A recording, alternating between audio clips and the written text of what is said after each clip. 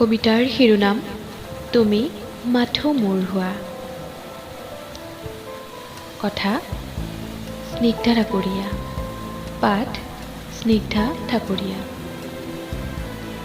প্ৰেম প্ৰেম তোমাৰ প্ৰতি। হৃদয়ৰ এমুঠি আশাৰ জিলিঙনিলৈ খোজ দিছোঁ তোমাৰ সতে হাতে হাত ধৰি।